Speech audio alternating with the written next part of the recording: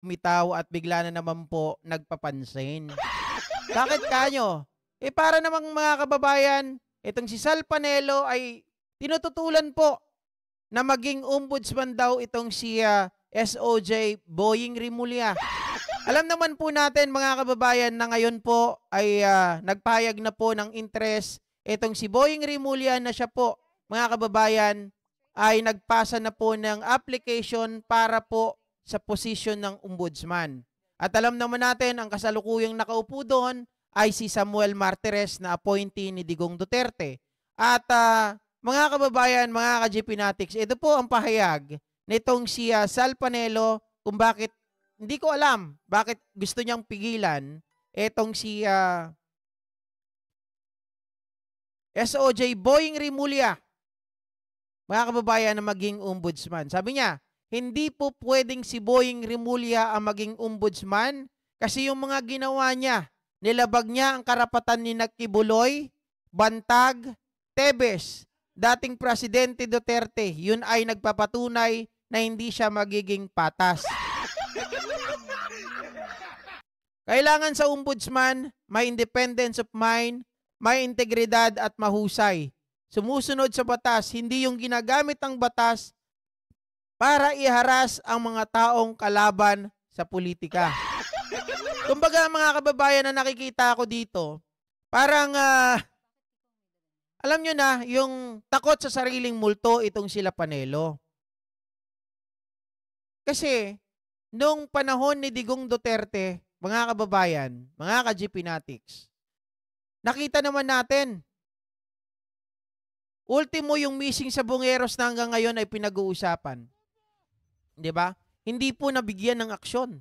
Hindi po nabigyan ng hustisya yung mga kababayan natin na nawawala.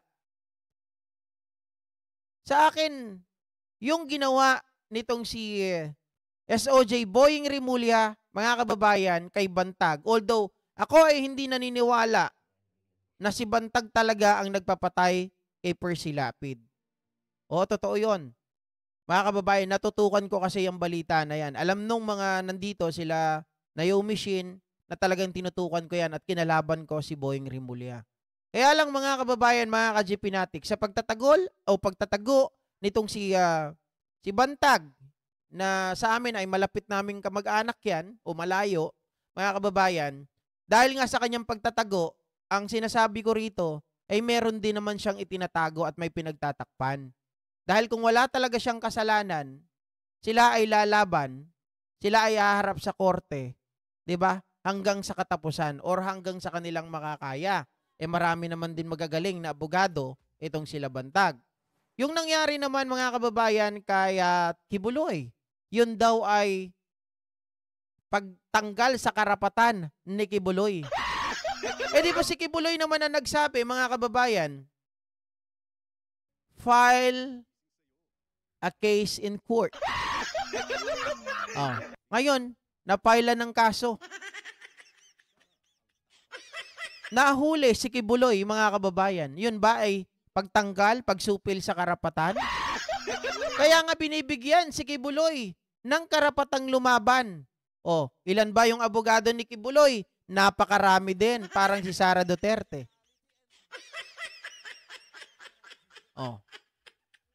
Eto pa, mga ka-GP Natics, yung kay Tebes daw.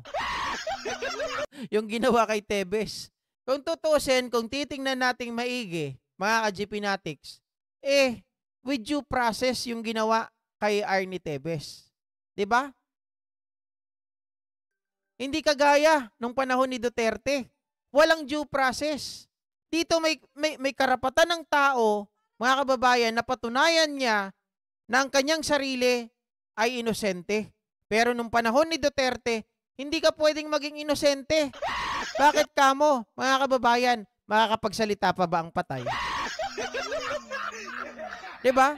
Hindi na po nakakapagsalita ang patay.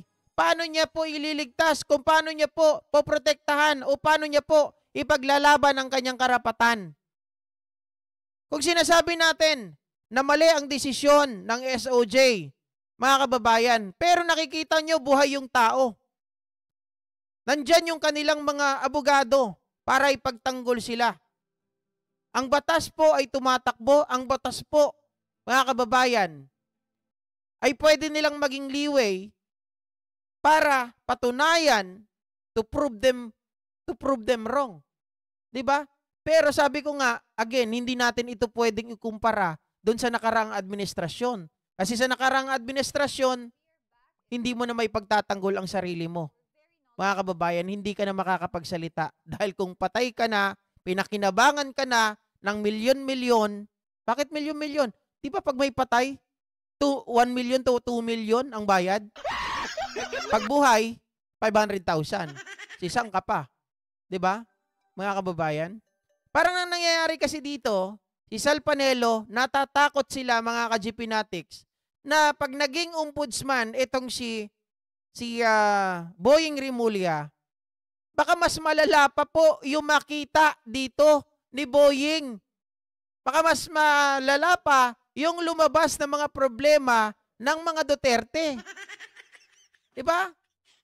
Kasi pag si Boying, mga kababayan, ang umupo dyan, hindi na ito magtatakip sa problema ng mga Duterte. Ilalabas at ilalabas niya ang baho. Alam naman natin, ang ombudsman, pag merong mga opisyal na iniimbestigahan, napakabagal.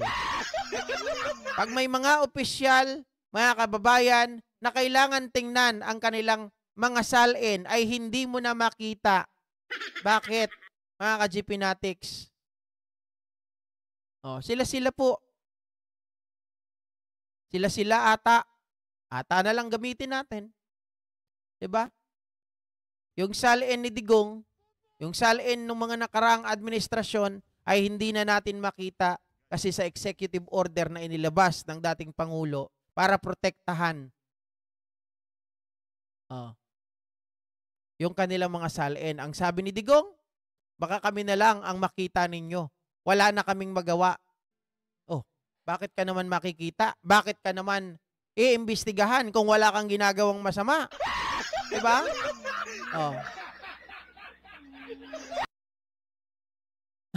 Malalagas ang mga Duterte, ang mga alagad ng mga Dutae. Kasi, mga kababayan, kahit saan natin tingnan, ang paghawak mo po ang ombudsman, diba? Pag alay mo ang ombudsman, natural, may isa kang malaking masasabi natin na isang malaking haligi yan na hindi mo basta-basta pwedeng buwagin. Diba? Sana nga mga kababayan, mga ka-GPnatics, ako sa totoo lang, sabi ng iba ayaw nila si Boying. Meron silang ibang nakikita dyan. Pero ako naman wala akong pakialam kahit sino ang maupo dyan sa ombudsman. All I want, mga kababayan, mga ka-GPnatics, yung tipong tao na kayang sumabay, na kaya pong tulungan ng gobyerno natin para sa malinis na gobyerno, hindi para pagtakpan ang mga politiko. Doon ako sa tao na magpapakita ng tapang, doon sa magpapakita po ng kanyang bayag, mga kababayan, na kaya niyang sagupain kahit sino pa man yung kanyang kakalabanin, kahit malaking tao pa yan, kahit maliit na tao pa yan, kahit sino pang Poncio Pilato yan, na kaya niya pong labanan at kaya niya po, mga kababayan, na panindigan ang kanyang trabaho at hindi dahil siya po ay tumatanaw ng utang na loob. Yun ang gusto ko na maupo dyan sa ombudsman. Diba? Baka naman kasi mga kababayan, kung gusto mong pigilan si SOJ Boying Rimulya, hindi kaya ikaw na lang yung tumakbo. Hindi kaya, mga kababayan, lumaban ka din. Abogado ka rin naman.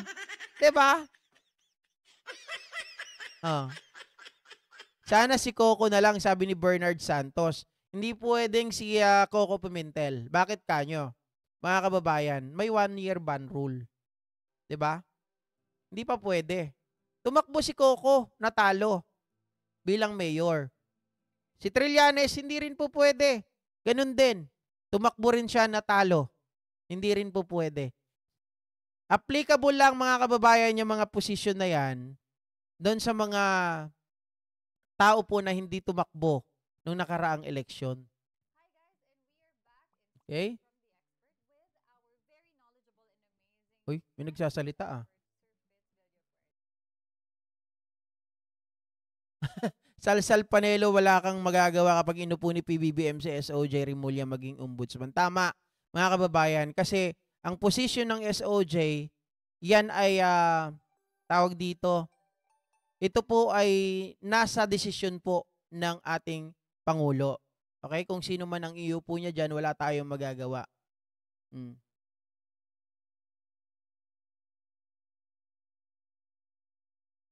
Sabi niya, 2M ang sayo, mas malaki siguro. How much? Ako? Mga kababayan? Mas malaki? Ang bayad ni Atong Ang? Kasi kung ako, mga kababayan, mga ka-GP Natics, tingin ko kung ako si Atong Ang, hindi sa akin magbabayad si Atong Ang. Bakit kanyo? Unang-una, napakaliit ko po. Hindi nga ako kilala ng napakaraming tao. Konti lang po kayo eh. 1,000 nga lang nandito eh. 'Di ba? 800 nga lang. Kung siguro may babayaran si Atong Ang, mga kababayan, yung mga malalaking influencer, yun talagang kilalang kilala. Oh. Bakit naman ako pipiliin? Sa dami niyan, sa dami namin. 'Di ba? Sa dami ng napakalaki diyan mga kilalang talagang celebrity, mga influencer kagaya nila Ibana, nila Makagago, nila Rendon Labador. Siyempre, mga kababayan, ikaw ba? Mag-i-invest ka ba sa taong hindi kilala? Kalokohan naman yan. Ah. 'Di ba? Sabi ni Vicente Serdan, ikaw pwede? Siyempre hindi. Mga kababayan, kahit discretion ng Pangulo, yung position ng ombudsman, hindi naman pwedeng kung sino-sino lang ang pipiliin niya. Siyempre dapat, mga kababayan, may alam ka sa batas, 'di ba? Unang-una, graduate, siyempre. May narating ka, may position ka, may pagmamalaki ka na talagang mapapakinabangan sa ombudsman, hindi yung mga anak ng tinapa. Sige, ito na lang, kaalyado ko to eh. Siya na lang ang ilagay natin, pero pag naupo, wala naman palang alam. 'Di ba? Mga ka-GP Natics, yun ang tinitingnan diyan. Hindi pwedeng kahit kaalyado ng Pangulo, dahil kaalyado, pipiliin na agad. Hindi naman. Hindi naman po pwedeng ganun. Kailangan, mga kababayan, sa posisyon kahit na hindi sa mga ombudsman, kahit sa mga mga kumpanya, 'di ba? Pag tayo po ang nag-a-apply, pinipili kung sino ang best suit kasi tinitingnan dito kung ano po ang kaalaman mo hinggil sa posisyon na ina-applyan mo. Baka mamaya kasi nag-a-apply ka sa posisyon na 'yon, hindi mo naman pala alam kung anong trabaho mo. Parang si Robin Padilla. Nag-apply bilang senador, mga kababayan. Hindi po nag-aaral. Hindi alam ang gagawin. Parang si Willie Rebillame, nag-apply bilang senador, nagagalit sa taong bayan, bakit daw hindi sila ibinoto? Anong sabi ni Willie? Bakit pag kami nagpapatawa, tawa kayo ng tawa? Pero kapag kami ay magsisilbi na sa bayan at tatakbo na, ba't ayaw nyo kaming iboto? Bakit ka namin iboboto? Alam mo ba ang trabaho mo? Nagkamali na nga kay Robin Padilla na nagmumukbang lang sa Senado. Simpleng, mga kababayan, procedure nga lang ng parliamentary ay hindi niya alam. Simpleng, I move ay hindi niya alam. Gusto mo, dagdagan pa namin ng isang Willie Rebillame?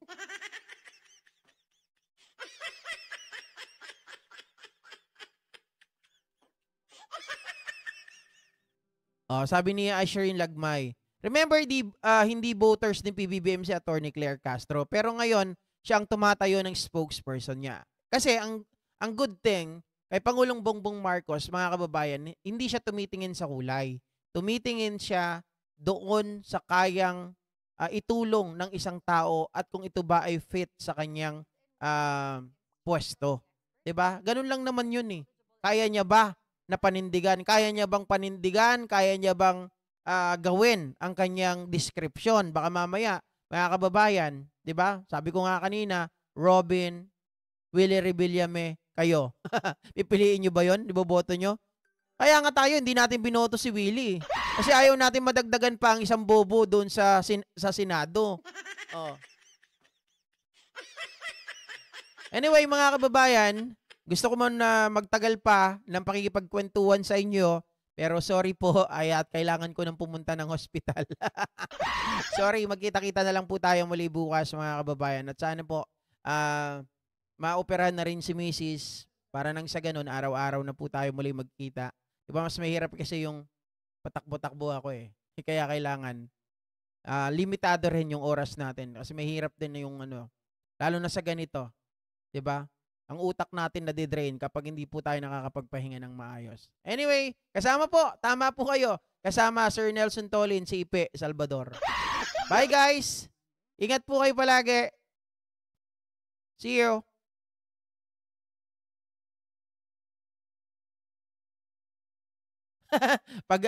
Sabi pa ng anak ko, pag di daw nagkasundo ang mga senador mag-hef. Yan, mga kababayan.